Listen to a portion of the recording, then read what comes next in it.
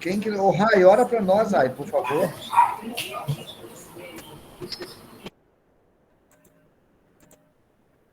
Liga o som teu e ora, Rai, porque tá o teu... Senhor Deus Todo-Poderoso, nós te louvamos, ó Pai, por mais esta noite, ó Deus, em que nós nos reunimos, ó, para aprendermos mais de Ti, para nos aproximarmos mais do Senhor, conhecendo a Tua palavra, Senhor Deus. Esteja nos abençoando, Deus, para que nós possamos não somente aprender, mas também está praticando, ó Deus, aquilo que nós aprendemos, que nós possamos ser cristãos praticantes, aprender, né, como nós estamos aprendendo com Barnabé, a darmos testemunhos, ó Deus, de tudo que nós temos visto, ouvido, que nós temos lido, ó Deus, que nós temos aprendido na escola dominical, nos cultos. Abençoa, Senhor Deus, a vida do nosso pastor, esteja com ele nesse momento, que teu Espírito Santo fale através da vida dele. É o que nós te pedimos e agradecemos em nome de Jesus. Amém. Amém. Ok. Olha só, nós estamos então entrando nessa última aula nossa. Esse tema, a gente deu uma geral, né? Na nossa geral, a gente olhou basicamente como nós podemos cuidar na interpretação do texto. Olhamos, no geral, a questão de texto, de contexto próximo, de contexto remoto, vimos um pouco de como interpretar o Velho Testamento, vimos um pouco de como interpretar parábolas. Hoje, nós vamos olhar especialmente essa...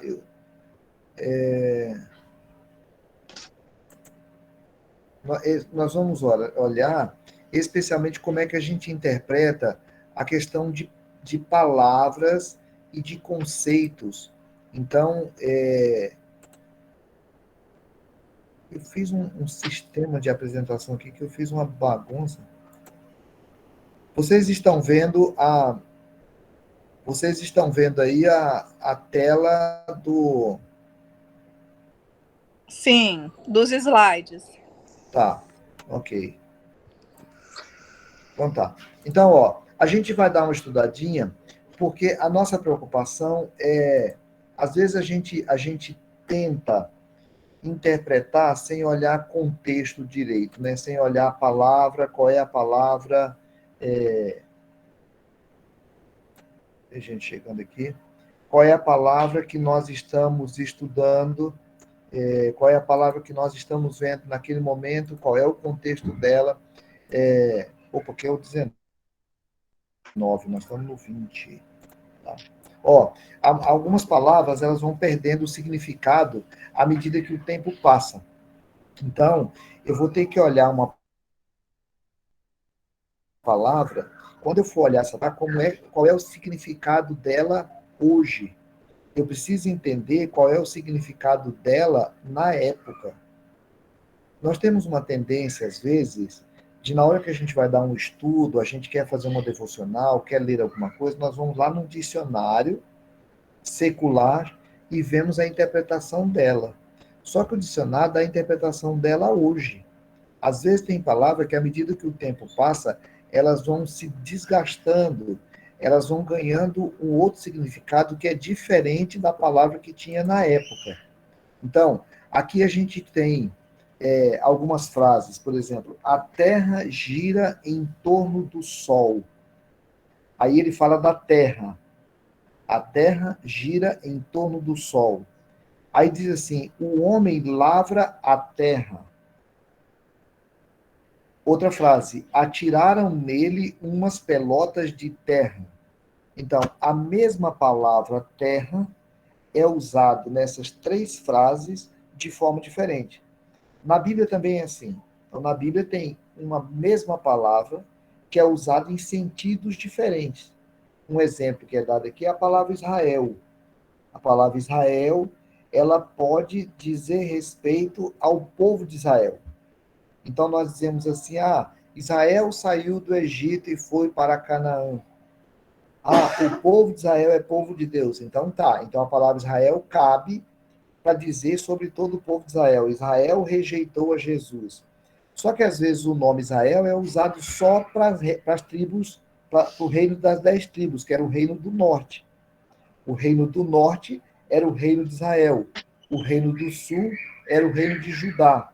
Então nós estamos com a palavra Israel usada para o povo todo, mas dependendo do lugar que eu estiver lendo na Bíblia, eu vou ter que aprender que existe uma diferença.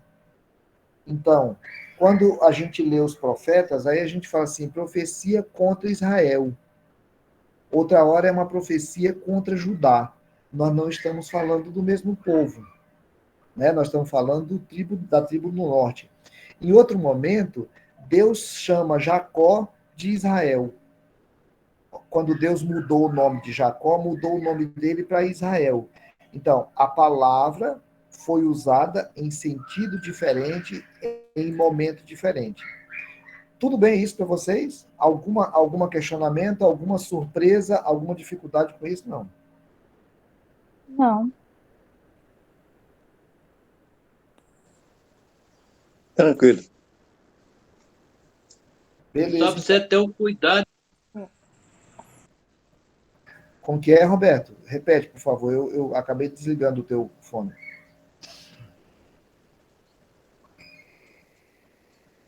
Desliga, Roberto,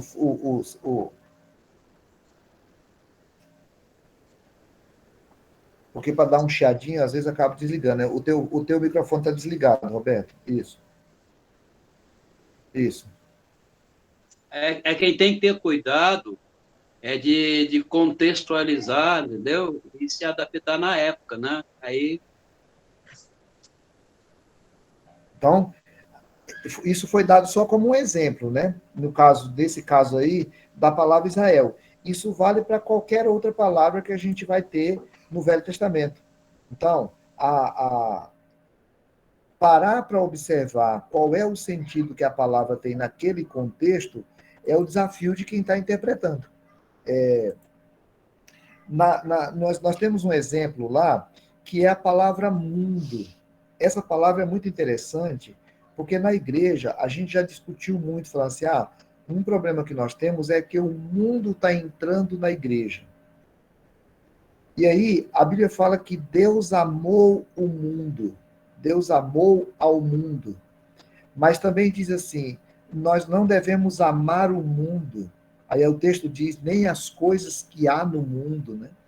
Então, a palavra mundo ganha sentido diferente, porque se Deus amou o mundo, por que é que não é para a gente amar o mundo? Só dentro do contexto. Então, João 3,16 a 19, alguém lê para a gente, por favor? Outra pessoa já deixa aberto primeiro de João 2,15.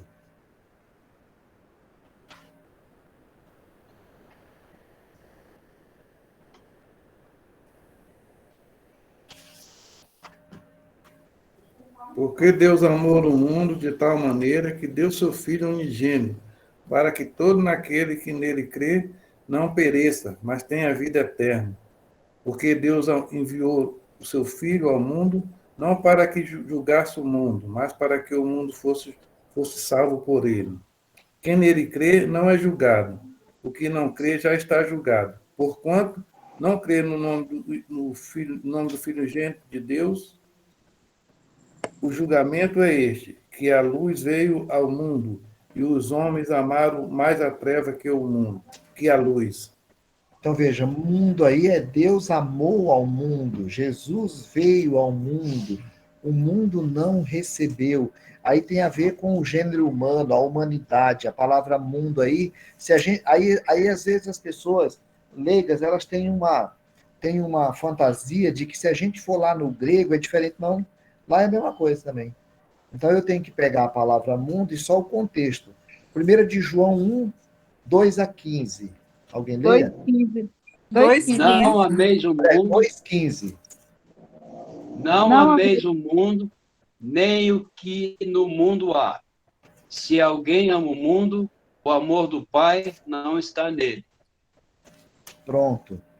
Então, aqui, esse não ameis o mundo. Acho que alguém está chegando aqui. esse não ameis ao mundo aqui já ganha um outro sentido, né? Já é um sentido mais de não ameis a humanidade corrompida, a humanidade alienada de Deus, o jeito que esse mundo tem, que um discípulo de Cristo não participa desse jeito mundano. Então, Deus amou ao mundo, mas um discípulo de Cristo não ama o mundo enquanto sistema. 1 de João 5,19 também explica essa definição. Alguém lê, por favor? Pastor, Oi. assim, só antes de ler o 5,19, aí no versículo 16 até explica um pouco do 2,15, né? Pode ler. Não, estou falando assim, o 2,15 que fala que não ameis do mundo, aí fala lá da consciência da carne, das coisas, né? É isso que ele está falando. Exatamente. Já está no próprio contexto aí, já explica, né? No versículo 16. Agora o 5,19, né? Agora o 5,19. Sabemos que somos de Deus e que o mundo inteiro jaz no maligno. Então, quando ele fala que nós não devemos amar o mundo, não é o mundo que João 3,16 se refere, porque lá está falando da humanidade, né? João 1,10, alguém lê? Aquele que ama o seu irmão permanece na luz, e nele não há nenhum tropeço. Tá. Não. 1 de João 10, né? Deixa eu ver aqui Não, como é que está aqui. É João mesmo, 1,10. João 10. Posso ler? Pode. O Verbo estava no mundo, o Exato. mundo foi feito por intermédio dele, mas o mundo não o conheceu. Aí ele está falando do mundo foi feito por ele, aí ele já está falando do mundo enquanto criado por Deus. Qual foi que é o mundo que foi criado por Deus? Então, um lugar ele fala do mundo criado, no outro lugar ele fala do mundo enquanto humanidade, no outro lugar ele fala do mundo enquanto realidade decaída. Quem é que vai dizer isso? Só o contexto. É só quando a gente pega, por exemplo, a Rai pegou e já citou o próximo versículo, que ele vai e fala vai fala lá da consciência da carne, das coisas. Então, é o próprio contexto quem vai me mostrar qual é o sentido daquela palavra. Então, eu tenho que tomar muito cuidado com as palavras para que eu não corra o risco de, por exemplo, na igreja nós tivemos uma confusão assim, as coisas do mundo estão entrando na igreja. Quando nós discutíamos se vai entrar bateria ou não vai entrar bateria. Mas antes da bateria tinha discussão com o violão. O violão era uma coisa do mundo. O violão era uma coisa do mundo? Não, o instrumento musical não é criado por Deus? Também. As músicas? Pois é, 12 talentos? Eu acho. Hoje não, né? Mas antigamente talvez seria discussão. Não depende da época, do contexto. Acho que não é isso que nós estamos falando. Não depende, por exemplo, do momento. É porque dependendo de um momento na história, assistir rádio era coisa do mundo. Ter uma televisão em casa era coisa do mundo. Né? Então, hoje já não é. Hoje, talvez, coisa do mundo, talvez, logo no início, está na internet, está no YouTube, não sei. Acho que talvez depende um pouco do momento, do contexto. Se a gente está falando de hermenêutica, eu posso usar o tempo e o contexto, talvez seja isso, né? E também a questão da evolução, né? Por exemplo, quando lá nos Salmos fala que eles cantavam, que tocavam flautas, tocavam várias coisas, talvez naquela época não tinha sido criado o violão, por exemplo. Entendeu? A internet é do mundo? Depende, né? De como você usa. A Estela quer responder essa internet. Não. Não é não? É porque... Internet é do mundo. Com certeza não. Não vou responder. Eu acho que Eu acho que as coisas utilizadas com uma finalidade que não glorifica a Deus se torna coisa do mundo. Qualquer instrumento utilizado com coisas que não glorificam a Deus, aí se torna coisa do mundo. no geral, né? Instrumento musical, tudo que for, internet, tudo, utilizado de maneira que não glorifica a Deus, se torna coisa mundana. A própria religião, né? Eu estava vendo esses dias um documentário que falava de uma seita ou qualquer coisa do tipo, que o líder fez coisas horríveis, assim, com quem acreditava naquela, tinha aquela fé, e tudo com um contexto religioso, sabe? Então, bem horrível, assim. Ô, gente, viu Separar, só? pastor, Ah, ah. o que é do mundo e o que é mundano, né?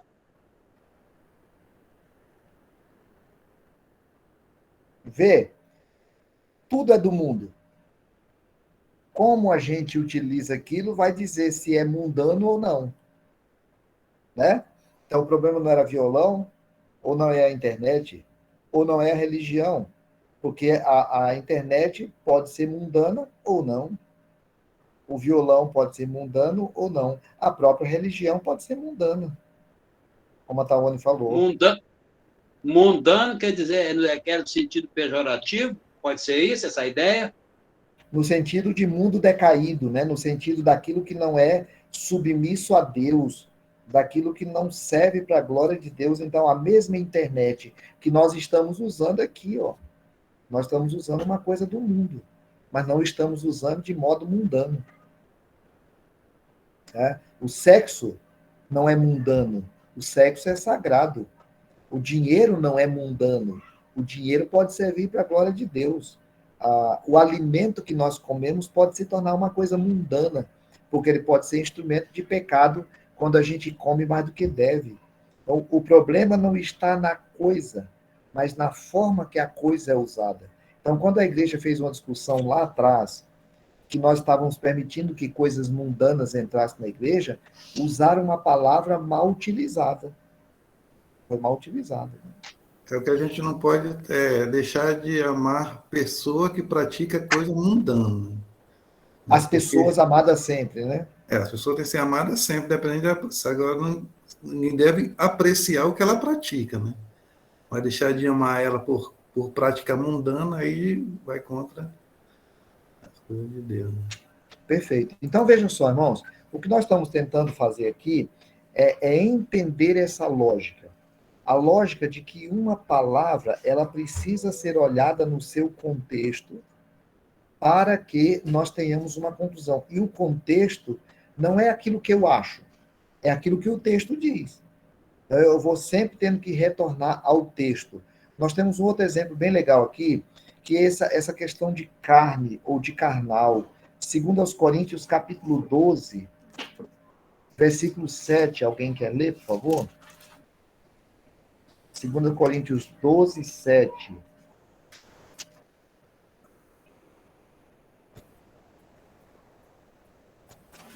E para que não me ensoberbecesse com a grandeza das revelações, foi-me posto um espinho na carne, mensageiro de Satanás, para me esbofetear, a fim de que não me exalte.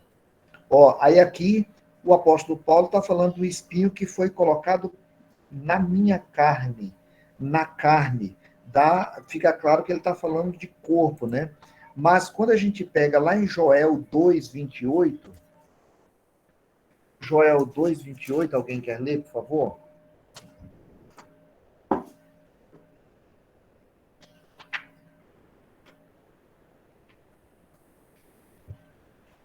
E E há de ser, acontecerá depois que derramarei o meu espinho sobre toda a carne, vosso filho e vossa filha profetizarão, vossos velhos sonharão, e vossos jovens terão visões.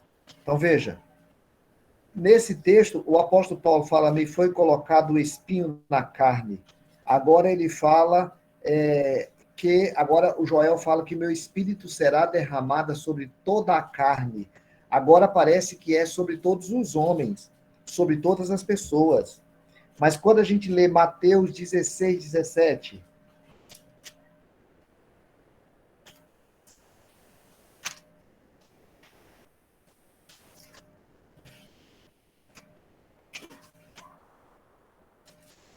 Mateus 16, 17.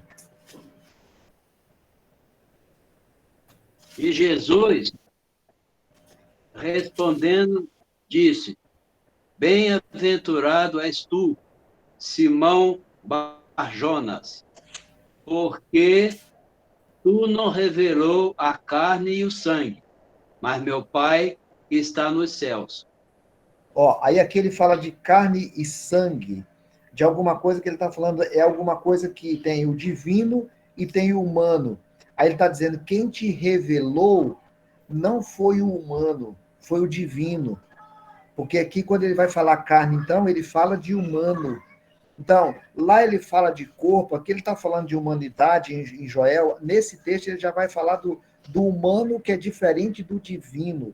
É o contrário do humano. O homem humanamente não pode entender o Cristo com a sua própria mente.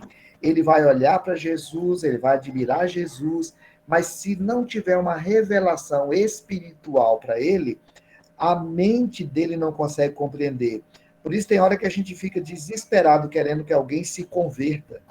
Mas ele não entende, coitado. Aí tem hora que a gente fica perdendo a paciência com a pessoa, né? Mas ele não entende, não foi revelado para ele. Aí tem outro sentido, Gálatas 3:3.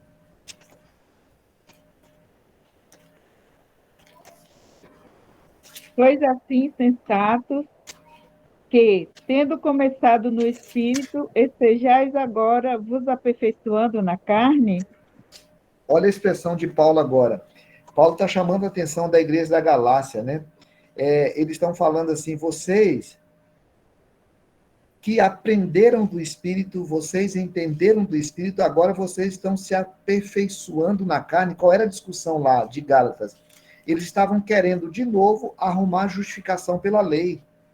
Vocês estão querendo entender, ao invés de pela graça, por aquilo que o Espírito revelou, vocês estão querendo entender pelo próprio esforço de vocês. A carne aqui, então, ganhou já esse sentido de confiança do homem por si mesmo. Esse homem que é capaz, que acha que pode, por causa do si mesmo, né? E Paulo vai trabalhar com ele que não. Lá em Gálatas 5, 16 a 25, vem aquele outro texto famoso, que não precisa a gente ler todo agora, né? Gálatas 5, 16 a 25, onde ele chama a atenção dos frutos da carne e dos frutos do Espírito. As obras da carne são o oposto das obras do Espírito. Aí carne lá já significa a rebeldia. Então veja só, se lá em Joel diz que o meu Espírito descerá sobre toda a carne, aqui em Gálatas a mesma palavra carne fala como sendo rebeldia, que são os frutos da carne. É a rebeldia, a inimizade contra o Espírito Santo, contra as coisas de Deus. Então, carne, a gente vai olhar num lugar como sendo parte do corpo humano, a gente viu lá em Gálatas, em Paulo falando do espinho da carne. Carne, indicando todos os homens, o Espírito descerá sobre todos, né? Todos conhecerão. A carne, como falando da existência em si, aquele homem que não consegue entender as coisas de Deus, porque as coisas de Deus são diferentes do humano. A carne que aparece como sendo, lá em Gálatas 3, como sendo esse desejo que o homem tem, às vezes, de querer fazer as coisas por si mesmo, e aparece carne aqui como sendo a rebeldia contra o Espírito Santo. Então, a mesma palavra ganhou 5 sentidos diferentes aqui. Percebe? Então, assim, eu preciso parar e olhar, quando eu for falar da palavra carne, eu tenho que tomar muito cuidado, porque senão eu posso falar uma coisa que num texto é um sentido e no outro há outro sentido. Então tem diferenças, às vezes são muito pequenininhas. 1 Coríntios 1, 26. E outra pessoa já deixa 1 Coríntios 1 aberto aí, porque a gente vai usar mais, né? 1 Coríntios 1, 26. Porque, vede, irmãos, a vossa vocação, que não são muitos os sábios, segundo a carne, nem muitos os poderosos, nem muitos os nobres que são chamados. Ó, aí aqui ele fala sobre esses sábios segundo a carne.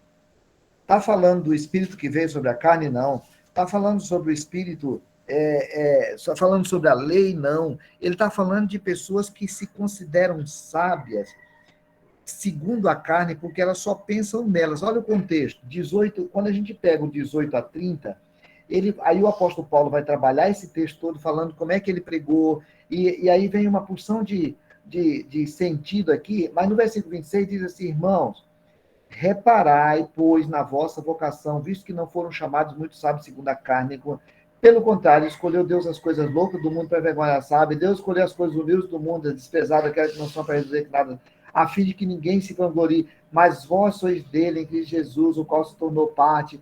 Por quê? Porque eles estavam falando daqueles homens, daqueles homens que buscavam o próprio prazer. Então, a sabedoria segundo a carne é essa sabedoria carnal, é esse conhecimento. Você pode ter um grande filósofo. Eu vi há um tempo atrás uma discussão ética num grupo de filosofia nos Estados Unidos, defendendo o seguinte: se você tem um animal e você consegue fazer estímulo sexual no animal, e aquilo é bom para o animal, e é bom para você, ninguém está sofrendo e não está torrando a paciência de ninguém, então o sexo com o animal pode ser uma coisa boa. Desse princípio é que vai se levar, inclusive, ao sexo com criança, que é um grupo depois que na Holanda era um partido político que decidia isso. Essa lógica do ser humano é a lógica que vai levando o ser humano a qualquer loucura. Porque é uma sabedoria, é um conhecimento que o homem desenvolve, mas ele é carnal. Ele é para o bem-estar do homem e contrário a Deus. Veja, a palavra carnal que ganhou um sentido novo aí. Então, a ideia central para a gente é mostrar isso, gente. Toda vez que eu ficar com dúvida quanto a uma palavra, eu preciso perceber, nós já estudamos isso lá no começo, como é que é essa palavra em outros textos. Porque um princípio básico da reforma é que o texto explica o próprio texto. É que a Bíblia explica a si mesma. Tudo bem nessa parte? Alguma coisa para acrescentar ou para tirar? Alguma dúvida? Não. E, pastor, Oi. esse ser sábio segundo a carne é a mesma coisa daquele da sabedoria, ser sábio aos seus próprios olhos? É a mesma coisa? Pode ser. Pode ser. É porque ele é sábio para si mesmo, né? Mas ele não é Uhum. sábio para Deus. Sim, mesmo sentido. Muito bom. Olha, agora a gente passa para uma outra questão, dentro dessa ideia geral, né? Que é o redescobrir o sentido original. Eu preciso, quando eu vou ler o texto da Bíblia, e aí não é questão de que eu preciso ler grego. Claro, se eu conseguir ler grego, por exemplo, eu leio grego, eu sou ruim em hebraico, eu leio hebraico, mas eu não sei o sentido dele, aí eu tenho que pesquisar mais. Mas eu não preciso ler o hebraico ou ler o grego. Só que eu preciso entender que quanto mais eu voltar ao significado da palavra lá no começo, vai ter mais sentido, porque a palavra ela muda com o tempo. Por exemplo, a palavra você, que para nós hoje é uma palavra comum, né? Ela é a contração da expressão vossa mercê. Então, vossa mercê se transformou em você. E a gente usa hoje como... ninguém vai ensinar para minha neta que isso é vossa mercê. Eu vou falar você. Também acabou ganhando o sentido de tu, né? A gente nem tem eu, tu, ele, ela, não tem o você, mas ela foi se transformando no lugar do tu. Então, com a palavra da Bíblia, a mesma coisa. A gente tem uma palavra muito conhecida para nós, que é a palavra santo. Como a gente vive num país católico, em algum momento é quase que ruim a gente falar assim, eu sou santo. Não gosto de falar que eu sou santo. Às vezes é estranho falar que alguém é santo. Eu vou olhar para você e falar que você é santo. Porque santo, na nossa cabeça, é uma coisa meio católico-romana. Inclusive, nós já criticamos muito os católicos, porque a gente fala assim, o cara vai lá e vai dizer que o Papa João Paulo II agora é santo. Ele não é santo. Porque a gente pega a palavra, até nós mesmos fazemos a confusão da palavra santo. O que é ser santo? É ser perfeito? Não. Na Bíblia não tem esse sentido. A Bíblia fala de um santo lugar, de um acampamento santo, de um dízimo santo, de campainhas de cavalos que são santos lá em Zacarias. Então, santo na Bíblia é aquilo que foi separado para o Senhor. Então, eu posso dizer que um violão é santo. Eu posso dizer que aquele lugar que a gente adora é santo. Algo é santo no sentido de que foi consagrado, que foi separado para servir ao Senhor. E aí a Bíblia diz que Israel é um povo santo. Levíticos 19, 2, alguém lê, por favor?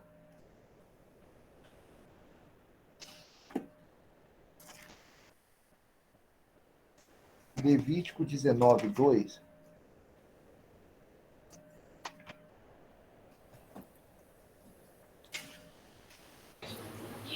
Fala a todos a congregação dos filhos de Israel e diz-lhes: santos sereis, porque eu, o Senhor vosso Deus, sou santo. Então, pronto. É um referencial simples, né? Porque eu sou santo, vocês também precisam ser santos. Então, a santificação é algo para ser buscado constantemente por todos nós, porque o nosso Deus é santo. Então, se nosso Deus é santo, nós somos santos. E aí Deus estava falando com Israel, porque Israel foi um povo escolhido por Deus, foi um povo separado por Deus. Se ele foi separado por Deus, então ele é um povo santo. O que é santo é separado, consagrado. No Novo Testamento é a mesma coisa. 1 Coríntios 16, 1. E outra pessoa já tem os textos aí, ó, 2 Coríntios, Filipenses, se alguém quiser achar para a gente, já ajuda. 1 Coríntios 16, 1.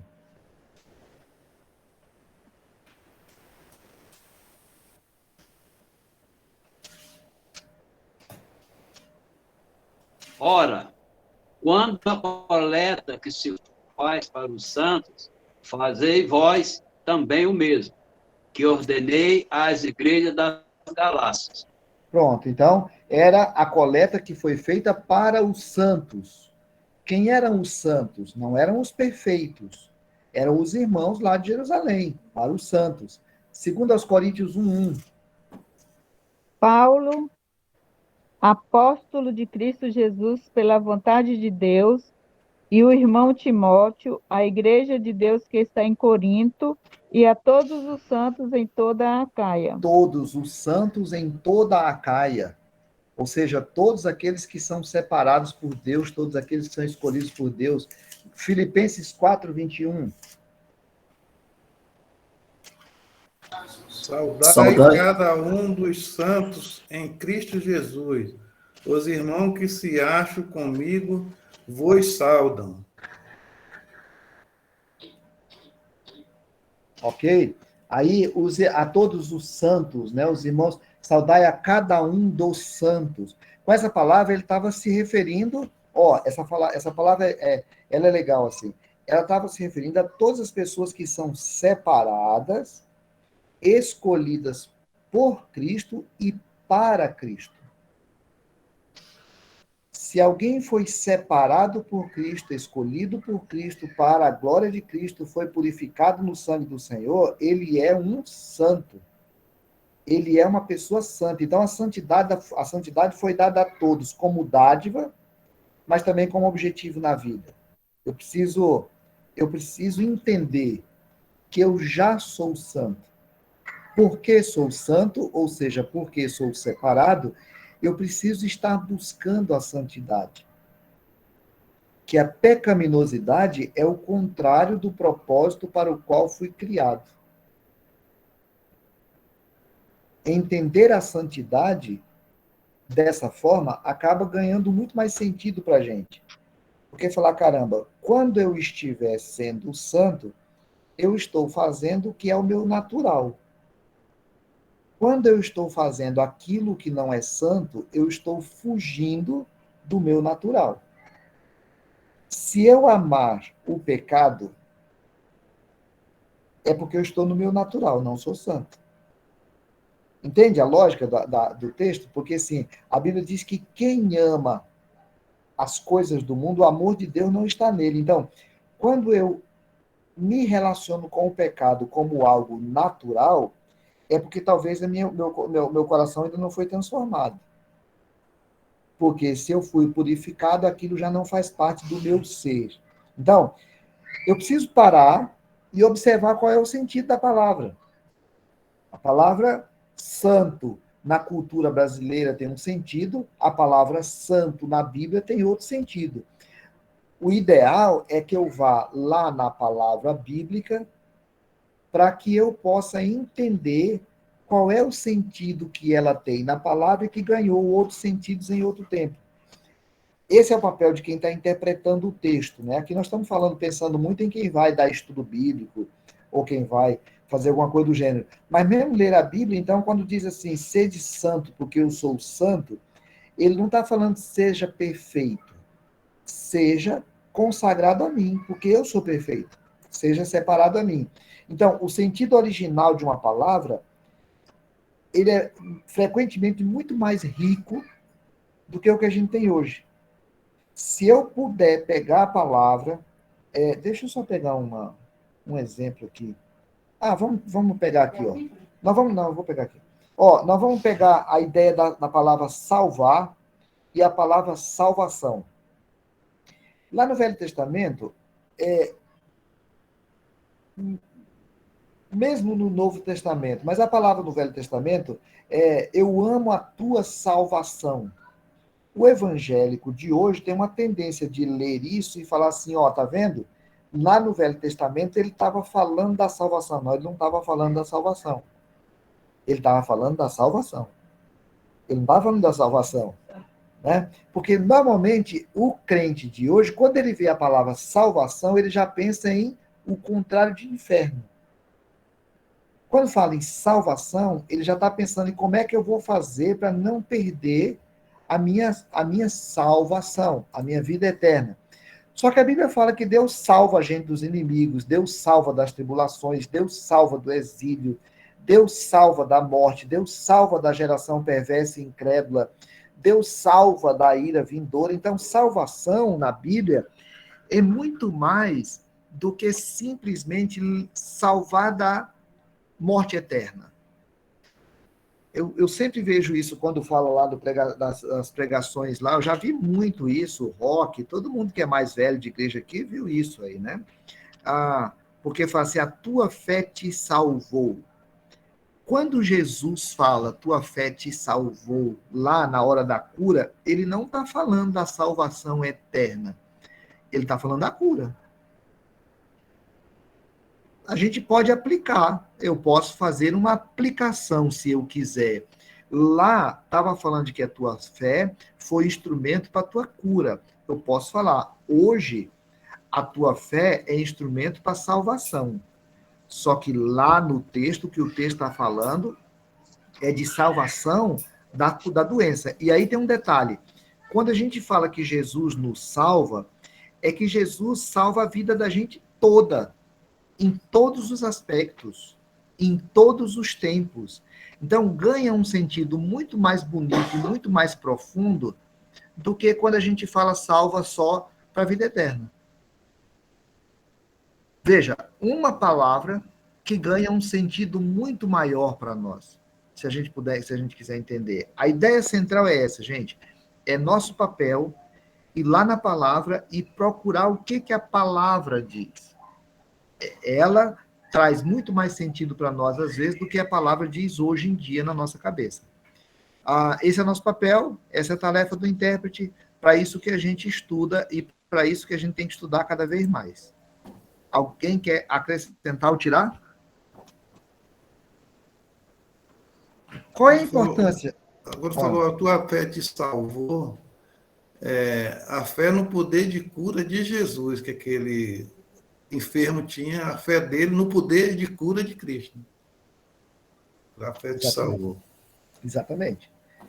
Aí, assim, Ambrosio, por exemplo, para você que é até mais novo de igreja, é muito tranquilo falar isso. Agora, para nós que passamos a vida toda ouvindo, o Moreira arrepia com um negócio desse, assim, né? Eu lembro quando a gente falava que Jó, quando Jó dizia lá, Salvador meu, Redentor meu, né? O Jó não estava pensando em céu, ele não tinha essa noção de céu. Ele tinha a noção de estar me salvando dessa situação que eu estou vivendo aqui. E aí é bom lembrar, Jesus me salva para o céu, mas me salva também para essa situação que eu estou vivendo aqui. Seria salvação no sentido de livramento, de cura, de muitas outras coisas, né, que a gente passa, Sim, né? sim. Então, posso aplicar, de novo, vou insistir, eu posso aplicar. Eu só não posso dizer que a palavra está falando que aquela palavra não disse aquilo. E aí, quando eu tiro isso, eu tiro um aspecto da ação de Deus na minha vida que tem hoje. Em outros aspectos da minha vida que não é só a salvação do inferno. Tudo bem? Então, essa foi a nossa lição. Na quarta-feira que vem, o livro traz uma geral. Eu vou trazer esse geral do livro para a gente poder fechar, porque depois aí, com o outro grupo, aliás, com o grupo que está fazendo o curso, é um curso sobre educação cristã, fala muito mais sobre escola dominical. Eu estava pretendendo que a gente voltasse a ter aula lá na igreja. Agora já está começando de novo o problema da Covid, né? Hoje nós tivemos 4 mortes em Rondônia ontem, já temos gente na fila para ser internado, então a gente já está tendo alguns problemas. Não sei se a gente vai voltar, mas em todo caso é daqui 15 dias. Então daqui 15 dias, mas essa semana que vem a gente se encontra para fechar um pouco esse bate-papo nosso aqui. Tudo bem? Bem, Tudo bem. Perfeito, pastor. Então vamos orar. Bem, Então vamos orar. Pai Celeste, em nome de Jesus Cristo, o teu Filho, a gente se volta à tua presença em oração para agradecer ao Senhor pela tua palavra. É bom, é lindo perceber que o teu Espírito Santo está presente, que o teu Espírito Santo fala, que o teu Espírito Santo constrange. Mas nós somos tão limitados que a gente precisa da palavra. Essa palavra que a gente lê, essa palavra que a gente interpreta, essa palavra que a gente faz exegese, que a gente faz hermenêutica. Então, muito obrigado pela tua palavra. Muito obrigado porque ela é luz para os nossos caminhos. Muito obrigado porque ela é mais valiosa do que o mais valioso do ouro, do mel puro. Muito obrigado pela tua palavra, Deus. Ensina-nos a amar a tua palavra. Ensina-nos a querer a palavra. Ensina-nos a ter dependência da palavra. Ensina-nos a fazer de um versículo da palavra o alimento do dia inteiro, às vezes. Pai. Ensina o nosso coração a ser profundamente carente da palavra. E dá-nos temor para que a gente possa aprender, estudar melhor a palavra, entender melhor a palavra e buscar melhor a palavra. Nós colocamos o coração diante do teu altar, pedindo a tua graça, a tua misericórdia e a tua bondade sobre nós. Em nome de Jesus. Amém, Pai. Amém.